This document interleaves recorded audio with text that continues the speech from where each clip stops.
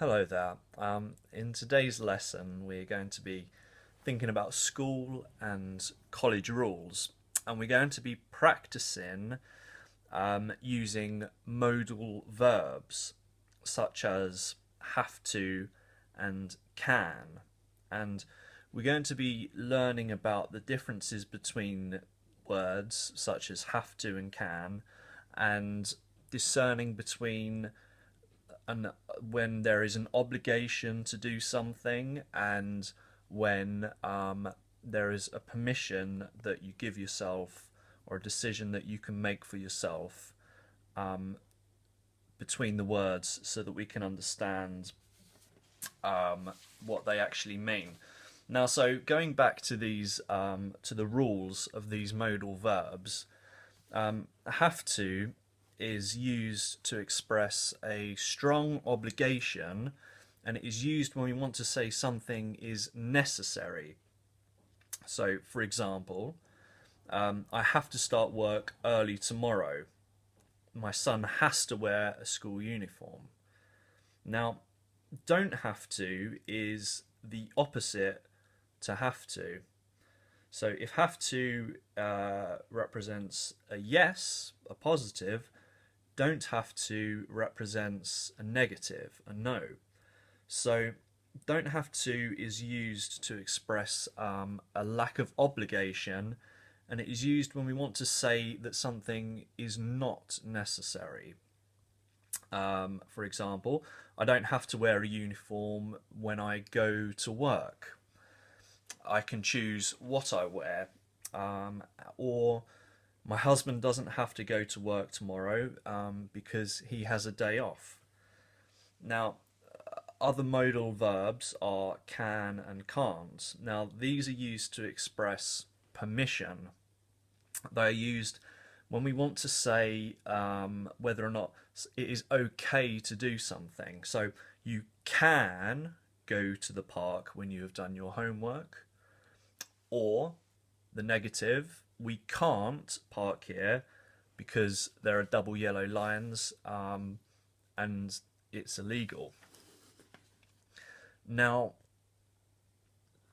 the following are more examples of modal verbs, and I'm just going to write these examples of modal verbs on our board which we have behind us. So we have can, as in I can come to your party, meaning yes, a positive, I can come, and can't, which is the opposite of can. It's the negative, and it means that I will not be attending. Other examples of modal verbs which I shall put on the board are may, might, must. May and might are modal verb permissions. That means that we decide for ourselves whether or not we are going to do something, and that is when we will use may or might. Must is a modal verb. It's an obligation, meaning that we do not have a choice. We must do something. Now we're going to, as I said previously, we're going to be thinking about school and college rules in today's lessons and applying our vocabulary to school and college rules. Now, I'm going to read out some sentences, and I would like you to decide whether or not they are obligation or permission modal verbs in relation to school rules. Now, the first one is you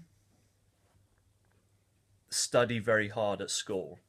So, firstly, actually, what I will do is I'm going to write the modal verbs that we're going to be using on the board so that we can choose between the vocabulary that we are looking at today.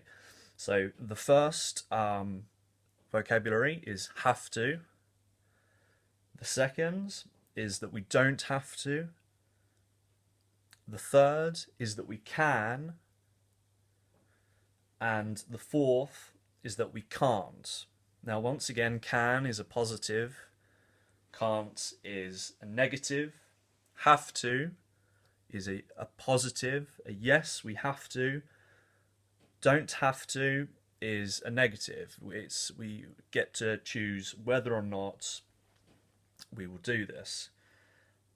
Now, so the first sentence is we have to, or we have to not study very hard at school. So if we're going to think of you, then blank, study very hard at school, would we say that we have to study very hard at school, that we don't have to study very hard at school, that we can study very hard at school, or we can't study very hard at school? Now, does anybody want to offer an answer as to what they think the correct answer for this sentence might be? Yes. Have to.